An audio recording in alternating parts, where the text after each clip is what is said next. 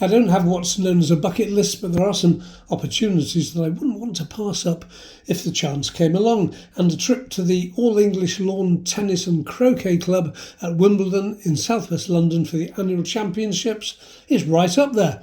This year, at last, I managed to visit Bletchley Park, so I was really pleased that a trip to Wimbledon followed this one so quickly. Sue has entered the ticket ballot for Wimbledon many times, but this year was her year. 2 tickets for Court 1 on the first Thursday, so we will be guaranteed a gentleman's and a ladies' singles match, and reasonably another afterwards if we still have the staying power and the appetite. And of course we knew the matches would be played, even if it was pouring down, as Court 1 has a roof. Arrangements were made hoping for fine weather, and indeed it was, not a heat wave, but a normal mid-70s British summer's day. Perfect. The excitement starts when leaving the hotel near King's Cross and heading for the underground to Earl's Court, and then a change to the District line for the short trip to Southfields, the nearest station to the tennis club. The southbound platforms at Earl's Court were packed with others doing what we were doing, the early birds who would be there for the atmosphere and the build-up before the big matches came on court from 1 p.m. It's a pleasant 15 minutes walk from the tube station along flat, tree-lined suburban roads to reach our destination. Happy crowds looking forward to a happy day away from their everyday lives.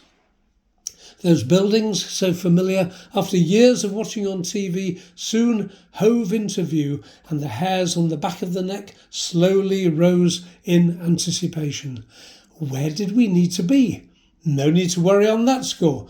Many jovial and helpful stewards in their relaxed Wimbledon uniforms were there to guide us to our particular destination, and even though my phone app didn't want to work on check-in, it wasn't an issue, and we were guided into the grounds in no time. First impressions, everything very clean, clear and orderly. So, what to do and where to go first? We had a couple of hours before we needed to be in our seats to watch the first game, so in no particular order we went to the wonderful shop. So much to choose from in every price range. No tat, and you could spend as much or as little as you wanted. Once again, lots of staff to assist, smiles on everyone's faces, and a full bag to check out. We covered the concourse areas between Centre Court and Court 1, time for the compulsory strawberries and cream, and we shared some bubbly and a bite of lunch outside Centre Court, whilst people watching, one of Wimbledon's greatest pleasures. We noticed that there's a way underneath Centre Court, a bit like a wide car park entrance, but there were others going that way, so we did likewise, just to be nosy. This was where the past winners' display boards were, and some other useful historical facts and figures on the wall. I noticed a shaft of light at the end with a steward next to it, so I thought I'd investigate whilst Sue caught up with some messages on her phone. It was one of the entrance onto Centre Court itself. Could I go up and take a photo? I asked. Of course you can. Walk right round the court if you want, as long as you don't walk on the grass. I actually couldn't believe that. They were so relaxed about it. I could see that others were doing the same. So full marks to management for their light touch. After this, the time had come for us to make our way to our seats on Court 1. Again, everything was so well signposted and help at hand wherever you looked.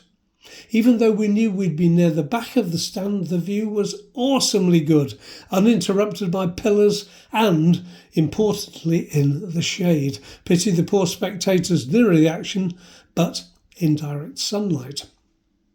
Padded seats, plenty of legroom meant that it was the best place to be, and being there 15 minutes before the start meant that we saw the introductions and welcomes not shown on TV, the referee, the ball boys and girls, before the players came out. It must be a daunting and intimidating cauldron for the players, everyone so close by and so much noise.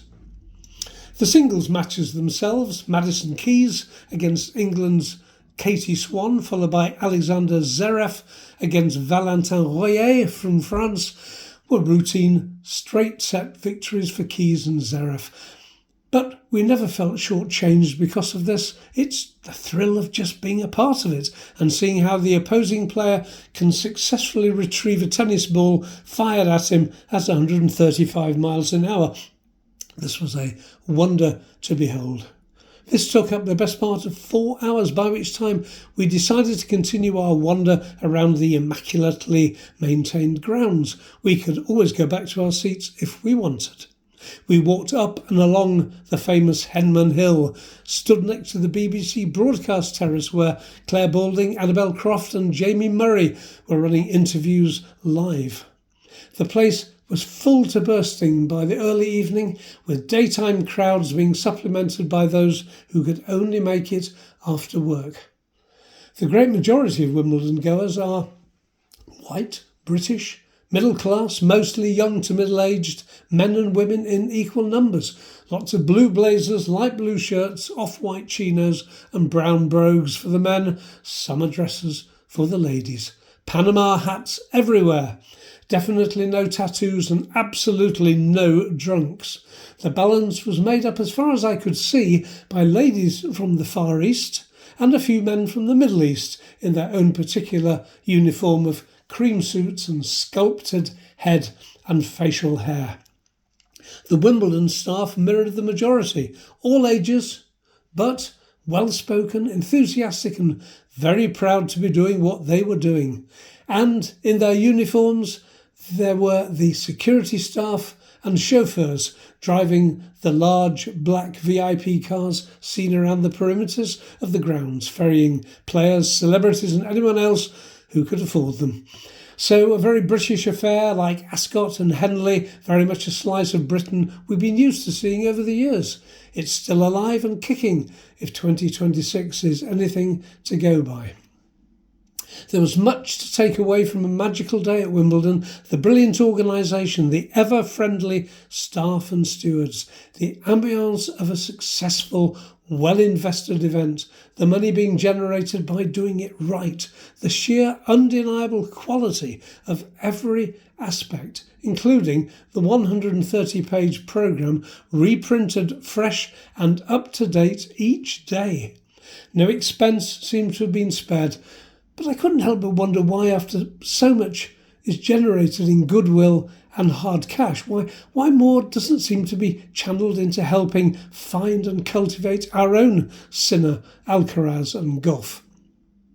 With marked individual exceptions over the years, we always seem to fall short, and never more so than 2026, where only one Brit, Arthur Ferry, has made it through to the second week of singles competition.